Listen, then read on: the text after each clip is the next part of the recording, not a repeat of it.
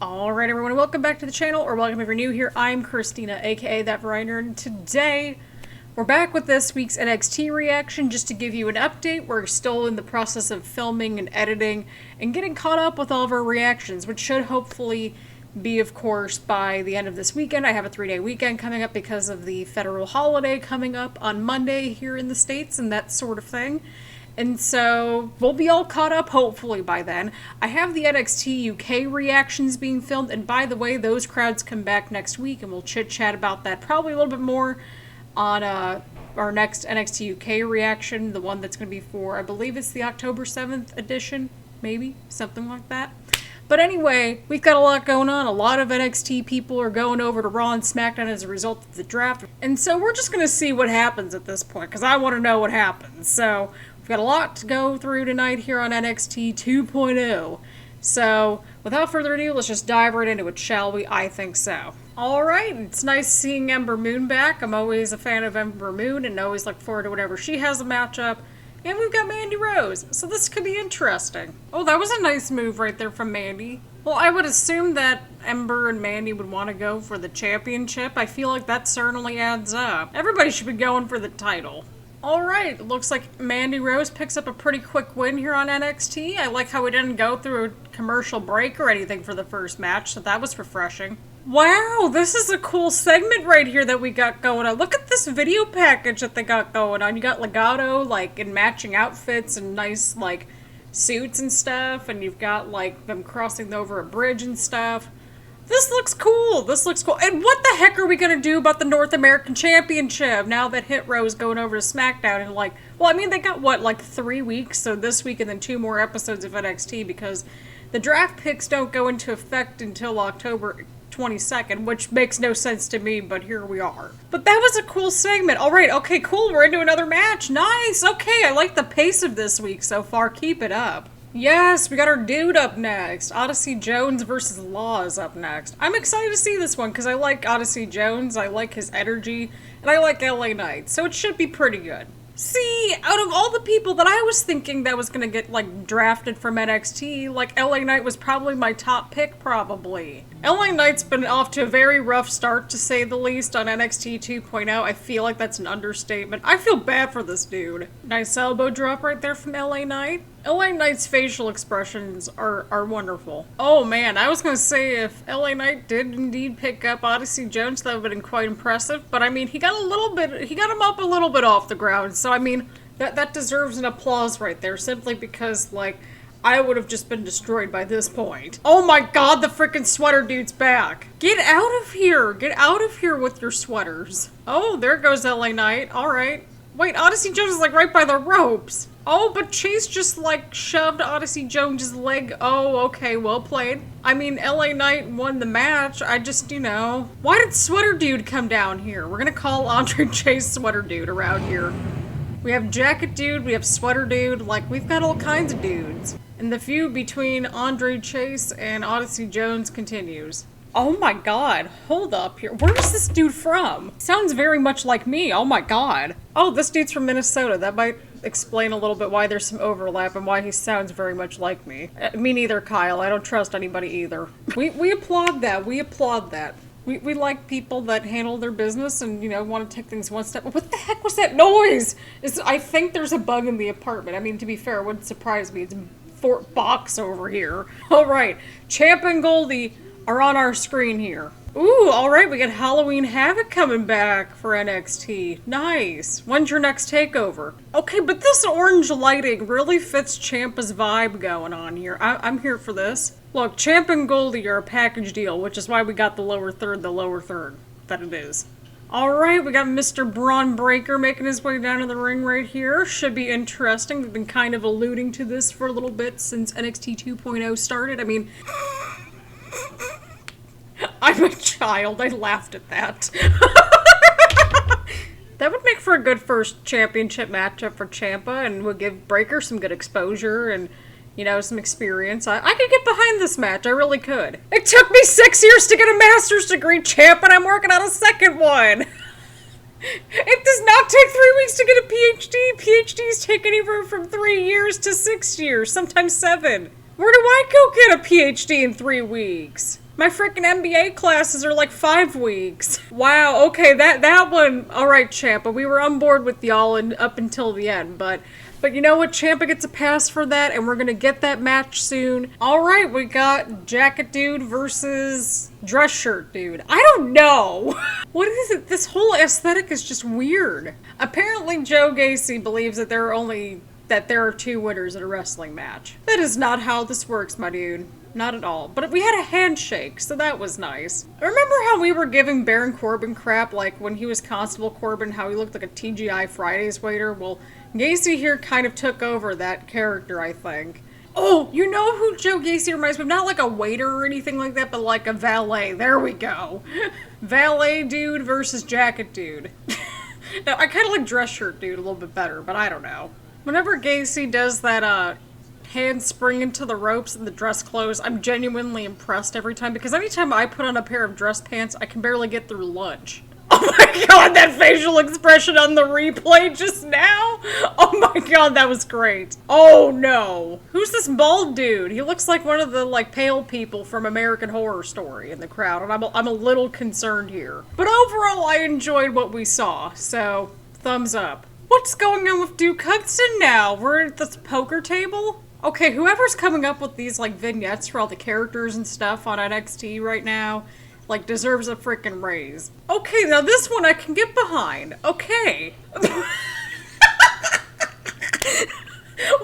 Barrett was just like, what a sexy man, and I'm just like, people are gonna run with Wade Barrett's comment probably on that. Oh my god, oh my god. Okay, well, there is, Franky Monet and Robert Stone going after Virginia. Franky Monet is going to win a title at some point, and when that day happens, we will rejoice. Okay, we have Trey Baxter and Cora Jade. They're apparently a thing. And we got Franky Monet with Robert Stone, so, I mean, I guess this is probably going to end up being a mixed tag match at some point, right? I have no idea what's going on with Robert Stone's bow tie situation, but I kind of dig it. Oh, okay, Cora Jade picked up the win! Alright, I like her gear too, might I add. It looks nice. I mean, we have some developments happening. I mean, we've gotten some kind of a possible angle going on here, you know, giving people stuff to do. What is it? Okay, so I have a real question to ask. What's gonna happen with Pete once Ridge Holland goes over to SmackDown and stuff? And our dude, Cameron Grimes, is back. Yeah, I didn't understand that. Why didn't they just bring Pete and Ridge together on SmackDown? That could be quite interesting. Oh, okay, wait. Is that Kyle again? Okay.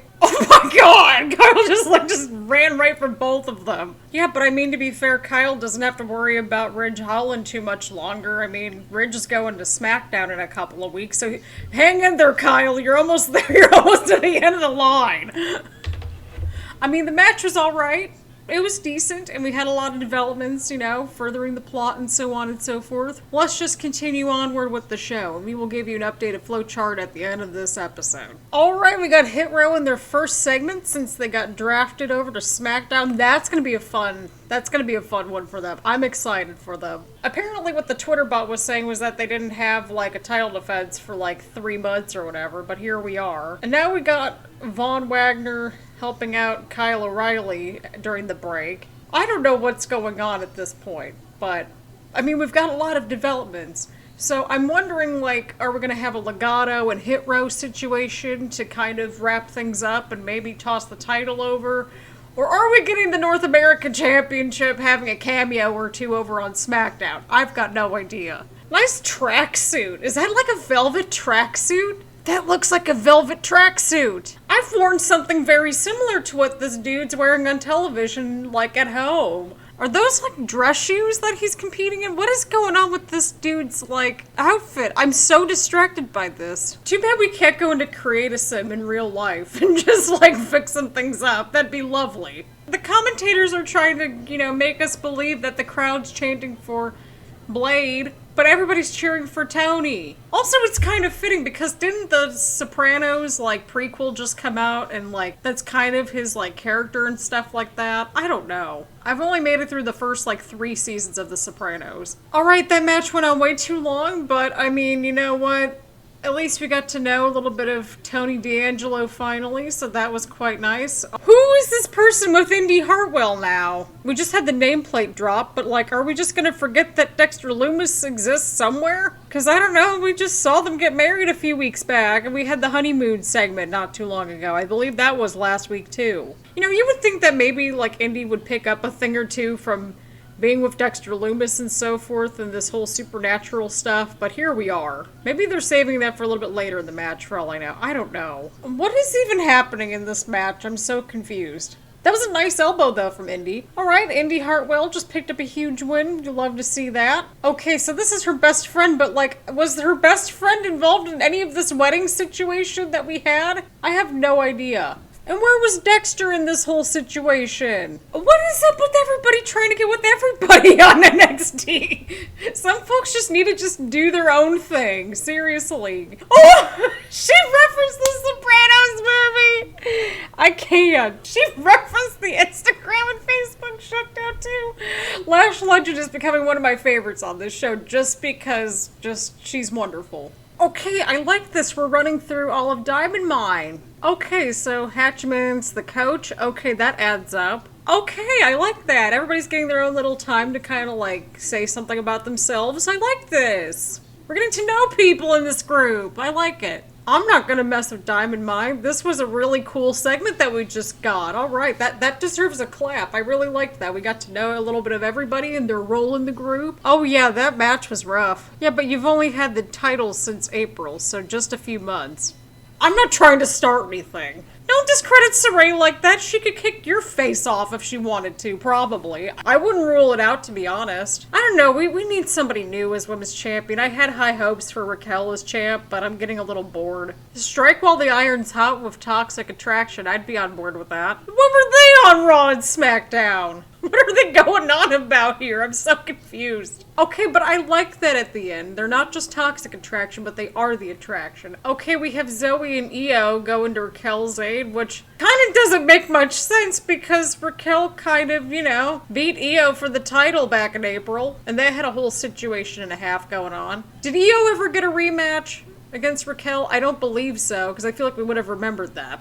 This dude just kind of came out of nowhere. I would keep that steel chair right by your side that entire match, Kyle. I just don't trust anybody on this show. Okay, so apparently we have a fatal four-way elimination match for the NXT Tag Team Championship. I thought we had like an 8-man tag team situation going on. Okay, wait, how is this tag team elimination match gonna work?